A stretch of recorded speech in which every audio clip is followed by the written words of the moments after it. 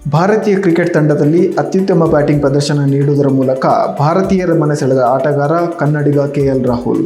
IPLನಲ್ಲಿ KL Rahul ಅವರು ಯಾವೆಲ್ಲ ತಂಡದ ಪರ ಆಡಿದ್ದಾರೆ, ಅವರ ಸಂಭಾವನೆ ಎಷ್ಟು, ಸಂಪೂರ್ಣ ಮಾಹಿತಿ ಇಲ್ಲಿದೆ ನೋಡಿ.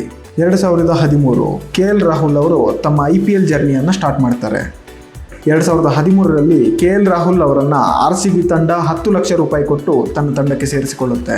ಇನ್ನು 2014ರಲ್ಲಿ SRH ತಂಡ KL ರಾಹುಲ್ ಅವರನ್ನು 1 ಕೋಟಿ ರೂಪಾಯಿ ಬೆಲೆಗೆ ತಮ್ಮ ತಂಡದಲ್ಲಿ ಆಡೋ ಹಾಗೆ ಮಾಡುತ್ತೆ. 2015ರಲ್ಲೂ ಕೂಡ KL ರಾಹುಲ್ ಅವರು ಅದೇ ಬೆಲೆಗೆ SRH ತಂಡದ ಪರನೇ ಆಡ್ತಾರೆ. 2016ಕ್ಕೆ RCB ತಂಡ ಪುನಃ KL ರಾಹುಲ್ ಅವರನ್ನು 1 ಕೋಟಿ ರೂಪಾಯಿ ಕೊಟ್ಟು ತಮ್ಮ ತಂಡದಲ್ಲಿ ಆಡೋ ಹಾಗೆ ಮಾಡುತ್ತೆ. ಇನ್ನು 2017ರಲ್ಲಿ ಇಂಜುರಿಯಿಂದ KL ರಾಹುಲ್ ಅವರು IPLನಲ್ಲಿ ಆಡೋಕ್ಕೆ ಆಗಲಿಲ್ಲ.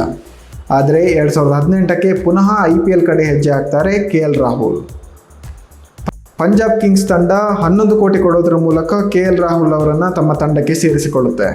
ಇನ್ನು ಮುಂದಿನ 3 ವರ್ಷ ಅಂದರೆ 2019, 2020, 2021 ಈ 3 ವರ್ಷ ಪಂಜಾಬ್ ತಂಡ KL ರಾಹುಲ್ ಅವರನ್ನು ಬಿಟ್ಟುಕೊಡೋದಿಲ್ಲ.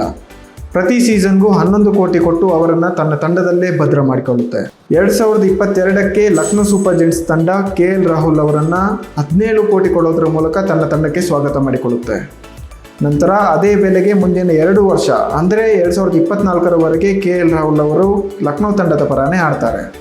ಈಗ 2025ರ ಈ ವರ್ಷ KL ರಾಹುಲ್ ಅವರು ಡೆಲ್ಲಿ ಕ್ಯಾಪಿಟಲ್ಸ್ ತಂಡದ ಪರ 14 ಕೋಟಿ ರೂಪಾಯಿ ಬೆಲೆಗೆ ಆಡ್ತಾ ಇದ್ದಾರೆ. ಹಾಗಾದರೆ ಮುಂದಿನ ವರ್ಷವೂ KL ರಾಹುಲ್ ಅವರು ಡೆಲ್ಲಿ ಕ್ಯಾಪಿಟಲ್ಸ್ ತಂಡದ ಪರನೇ ಆಡ್ತಾರಾ, ಇಲ್ಲ RCB ತಂಡಕ್ಕೆ ಬರ್ತಾರಾ? ನಿಮ್ಮ ಅನಿಸಿಕೆ ಏನು? ಕಮೆಂಟ್ ಮೂಲಕ ತಿಳಿಸಿ.